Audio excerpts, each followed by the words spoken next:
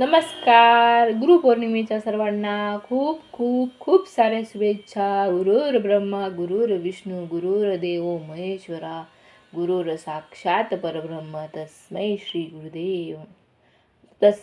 गुरुवे नमः.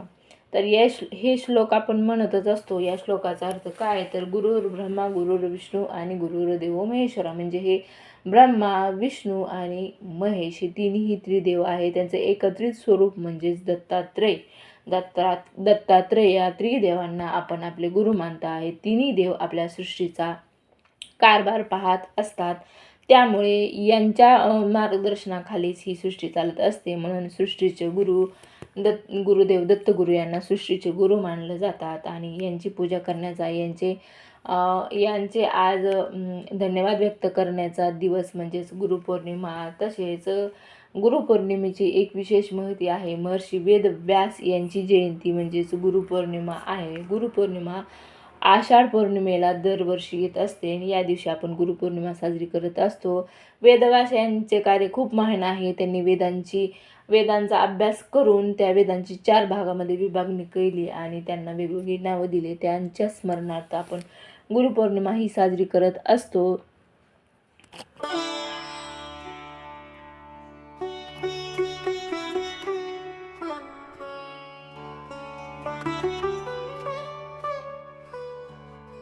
तर प्रश्न हा पडतो की वेदव्यासांची जर जयंती असेल तर आपण मग दत्तगुरूंच्या पूजेला एवढं महत्त्व का देतो. तर त्याचं असं आहे की दत्तगुरू हे सर्व विश्वाचे गुरु मानले जातात.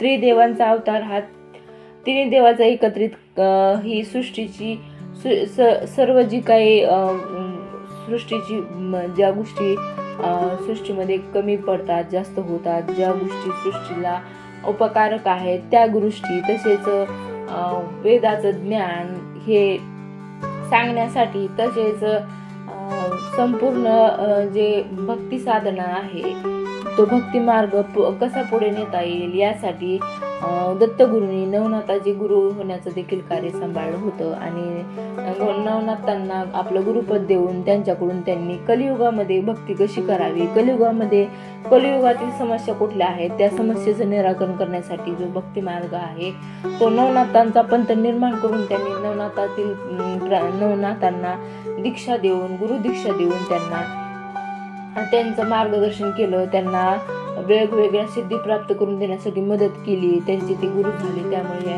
आपण कलियुगातील गुरु म्हणजेच दत्तगुरु यांना मानलं जातं. गुरुपौर्णिमेच्या दिवशी आपल्याला आपल्या गुरुची सेवा करायची आहे. गुरुच्या स्थानी म्हटलं तर मग आपले परमेश्वर, आपले आई वडील, आपले शाळेतील गुरु हे सगळ्यांचाच मोलाचा वाटा असतो. तर प्रथम गुरु आपण परमेश्वराला मानतो की ज्याने आपल्याला जन्म दिला आणि या जीवनामध्ये आपल्याला संघर्ष करायला तो सतत पावली मार्गदर्शन करत असतो. दुसरा नमस्कार आपला त्या आई वडिलांना असतो, ते जे आपल्या संसाररूपी सागरामध्ये सुखदुःखाच्या ज्या लाटा येत असतात त्यामध्ये आपलं स्वतःचं संतुलन राखून आपण कसं पुढे जायचं, आपल्या सुखदुःखांना सांभाळून घेऊन त्यांचा मेळ घालून कसं वागायचं हे शिकवतात. त्याचबरोबर जन्मल्यानंतर प्रत्येक गोष्टी जन्मापासूनच्या आपण स्वतःच्या पायावर जोपर्यंत उभा राहत नाही तोपर्यंत प्रत्येक गोष्टीचं मार्गदर्शन, सर्वात मोलाचं मार्गदर्शन आपल्या आईवडिलांचं असतं, ते आपल्याला देत असतात. त्यामुळे आपले इष्टगुरु, आद्य गुरु हे आपले आईवडील असतात. त्यानंतरचे गुरु म्हणजे आपले शाळेतील शिक्षक, जे की आपल्याला जीवनमूल्य शिकवतात, आपल्याला अभ्यासाचं ज्ञान देतात आणि चांगला माणूस घडवतात. त्यामुळे आपण त्यांचं देखील नमन करत असतो. त्याचबरोबर अशा अनेक व्यक्ती असतात ज्या आपल्या जीवनामध्ये येतात आणि आपल्याला पावलोपावली मार्गदर्शन करत असतात. त्यांना देखील नमस्कार. काही व्यक्ती येतात ज्या साथ देतात, काही व्यक्ती येतात ज्या आद्यावर साथ देखील सोडतात. ज्यांनी साथ दिली त्यांना देखील नमस्कार करावा आणि ज्यांनी आद्यावर साथ सोडली त्यांना देखील नमस्कार असावा. कारण जे साथ देतात त्यांचे मोल देखील आपल्याला ऋण त्यांना आपल्याला चुकवायचं असतं आणि जे आद्यावर साथ सोडतात त्यांचं देखील आपल्याला ऋण असतं. कारण चांगल्या गोष्टीबरोबरच वाईट गोष्टी तितक्याच महत्त्वाच्या असतात. वाईट गोष्टी आपल्याला तेव्हाच कळतात जेव्हा आपल्याला अनुभव मिळतात, आणि आपल्या जीवनमार्गात प्रत्येक आपल्याला अनुभव देणारा, मग तो चांगला असो किंवा वाईट अनुभव असो, आपल्याला अनुभव देणारा माणूस आपला गुरुच असतो. त्यामुळे गुरु हा चांगला असो किंवा वाईट असो, तो गुरु असतो. आपल्याला त्या सर्वांचे आजच्या दिवशी धन्यवाद व्यक्त करायचे असतात. गुरुपौर्णिमेच्या दिवशी सर्वात महत्त्वाचं म्हणजेच दत्तभक्ती, तसेच आपल्या इष्टदेवतेची भक्ती, स्वामींची भक्ती, त्यांची षोडोपचारी किंवा पंचोपचारी पूजा करून आपल्याला त्यांना गुरुपद द्यायचं असतं. आपल्याला त्यांचे धन्यवाद अर्पण करायचे असते. आपले इष्टदेव म्हणजेच आपल्या आध्यात्मिक मार्गातील प्रगती करणारे गुरु, आपल्या आध्यात्मिक मार्गामध्ये आपल्याला अदृश्यपणे जी शक्ती असते ती आपल्याला अदृश्यपणे मार्गदर्शन करत असते. पावलोपावली आपलं संरक्षण करत असते. आपलं संरक्षण कवच म्हणून आपल्यावर येणारे वाईट अनिष्ट ज्या गोष्टी आहेत त्या टाळत असते. त्यामुळे त्यांना आपल्याला आपलं सुरक्षा कवच असंच कायम भक्कम राहावं. आपल्या पावलोपावली त्यांची साथ असावी. आपल्याला आशीर्वाद असावा, कायम आपल्यासोबत राहावा गुरूंचा, आपल्या देवांचा. त्यामुळे आपल्याला आपल्या इष्टदेवाची गुरुपौर्णिमेच्या दिवशी आराधना करायची असते, त्यांची पूजा करायची असते, त्यांचं नामस्मरण करायचं असतं.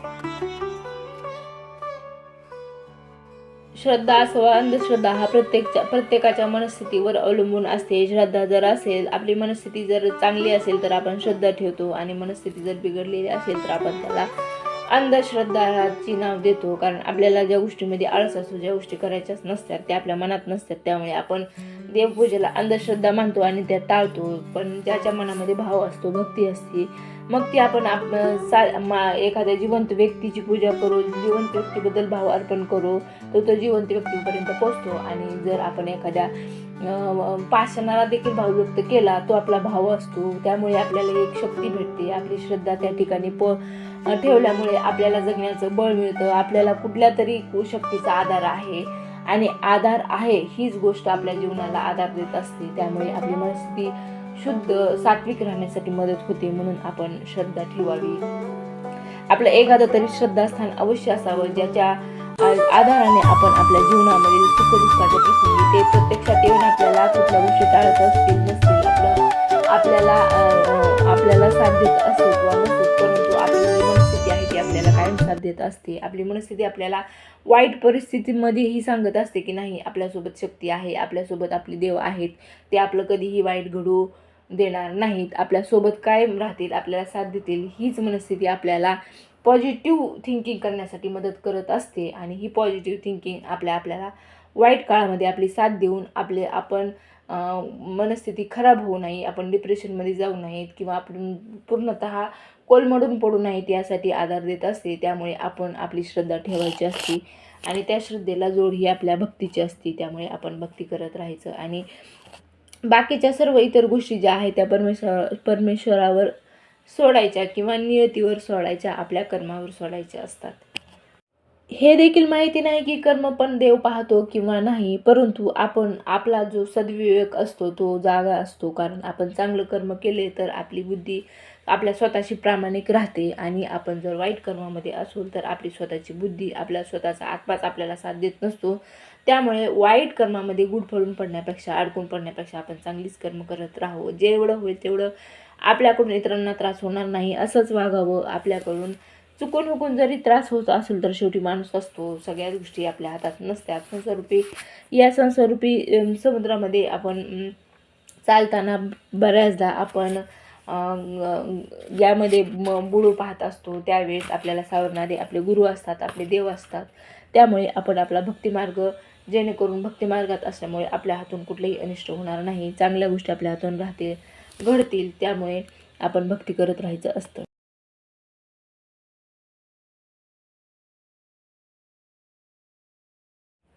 चमत्कार घडला तरच देव मानावा का? तर मग तो चमत्कार कधीच घडणार नाही, आणि आपली मनस्थिती ही कधीच सुधारणार नाही. त्यामुळे आपण माणसाच्या प्रती चांगली भावना, चांगली श्रद्धा ठेवून वागत असतो, तसंच आपण एका मूर्तीच्या प्रती, एका शक्तीच्या प्रती चांगली श्रद्धा ठेवली तर काय बिघडतं. त्यामुळे श्रद्धा, अंधश्रद्धा हा भाग सोडून येऊन आपलं मन जिथं रमतं, ज्या गोष्टी आपल्या मनाला छान वाटतात, प्रसन्न वाटतात, सुख देतात, समाधान देतात, काहीतरी केल्याचं आपल्या जीवाला समाधान लाभतं, त्यामुळे त्या गोष्टी आपण करत राहायच्या आणि इतर काय म्हणतात त्याकडे दुर्लक्ष करत राहायचं. कारण शेवटी अंतिम सत्य आहे आपल्या जीवनामध्ये समाधान असणं. आपण आपल्या जीवनामध्ये किती समाधानी आहोत हे अंतिम सत्य आहे.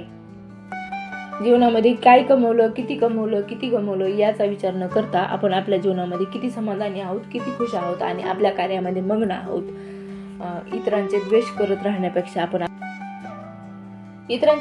राहण्यापेक्षा आपल्याला ज्यासोबत पडतं त्याला बोलावं, ज्याच्याशी पडत नाही त्याच्याशी मौन बाळगावं आणि आपल्याकडून कोणालाही त्रास होऊ नये याचा विचार सतत करत राहावं. चुकून त्रास झाला तर शेवटी झाला तर झाला, कारण माणूस असतो, माणूस हा चुकतच असतो, माणसाकडूनच चुका होत असतात. माणूस प्रत्येक गोष्ट चुकीतून शिकत जातो. त्यामुळे शिकत आपण भक्ती मार्गामध्ये प्रगती करत राहायची असतं. तर अशा प्रकारे देवपूजा झाली आहे आणि देवपूजा करून स्वामींच्या फोटोची देखील पूजा करून घेतली. स्वामी विभूती, चंदन, धूप, दीप, नैवेद्य आरती करून स्वामींची पंचोपचार पूजा करून झाली. स्वामींच्या फोटोची देखील पूजा करून झाली आणि आता स्वामींजवळ प्रार्थना करायची आहे. गुरुचरित्रातील 14वा 18वा अध्याय वाचायचा. गुरुचरित्रातील 14वा 18वा अध्याय आपण दररोज वाचल्यामध्ये आपल्या जीवनामधील अनिष्ट टळतात आणि असं भक्ती मार्गामध्ये आपली उत्तर प्रगती होत राहते. त्यामुळे तसेच स्वामींचा तारक मंत्र आपल्या प्रत्येक संकटामधून तारणारा असतो. त्यामुळे स्वामींचा तारक मंत्र गुरुपौर्णिमेच्या दिवशी आवर्जून तसेच गुरुवारी 11 वेळेस म्हणायचा असतो.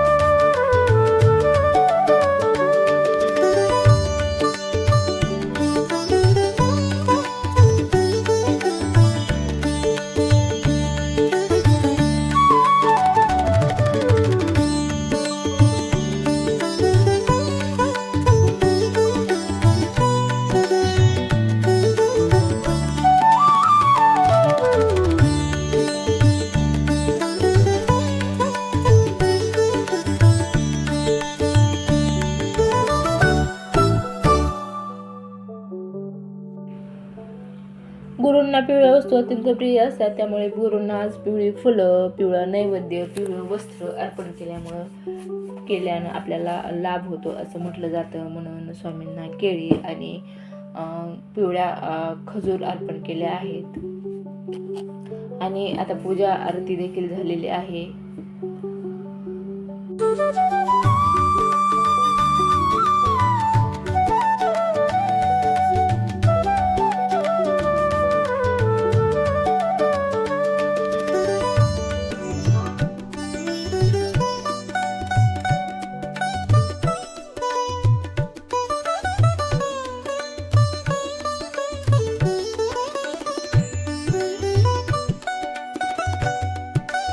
आरती वगैरे झाली की आमचे शिष्य आले आहेत गुरुची पूजा करायला आणि त्यांनी गुरुची पूजा करायचा म्हणजेच आईवडिलांची पूजा करून त्यांचं दर्शन घ्यायचं असा संकल्प अगोदरच्या दिवशीच केल्यामुळे इथं शिष्याची गुरुची पूजन चालू आहे आणि गुरुपौर्णिमा साजरी होत आहे. अशा प्रकारे जर लहान मुलावर आपण लहानपणापासूनच त्यांना सांगितलं की आपल्या आईवडिलाचे गुरु असतात, आपले शिक्षक गुरु असतात, तर त्यांचा आपल्या आईवडिलांप्रतीचा देखील आदर वाढतो आणि शिक्षकाप्रतीचा देखील आदर वाढत असतो. त्यामुळे जी जीवनमूल्य आहे, जे चांगल्या गोष्टी आहे, देवभक्ती असो, श्रद्धा असो, आईवडिलांप्रती आदर असो, या गोष्टी आपण लहान वयातच त्यांना शिकवाव्या. त्यांच्या अंगी लहान वयात घातल्यामुळे ते आयुष्यभर त्यांच्यासोबत राहतात. त्यामुळे आपण संस्काराची शिदोरी लहान मुलांना नक्कीच आपल्याकडून होईल तितकी द्यावी. कारण आजकालच्या मोबाईलच्या जगामध्ये लहान मुलांना आईवडिलांशी बोलायला देखील वेळ नसतो. तर त्यामुळे त्यांना असे देवभक्तीची गोडी लावून त्यांना संस्काराची गोडी लावून त्यांना जीवनमूल्ये नक्कीच शिकवली तर त्यांचं जीवन सुखकर झाल्याशिवाय राहणार नाही. तर अशा प्रकारे आज गुरुपौर्णिमा साजरी झाली. व्हिडिओ आवडला असेल तर व्हिडिओला एक लाईक करा. भेटूया पुन्हा अशा एका नवीन व्हिडिओमध्ये. तोपर्यंत धन्यवाद सर्वांना. श्री स्वामी समर्थ. अवधूत चिंतन. श्री गुरुदेव दत्त.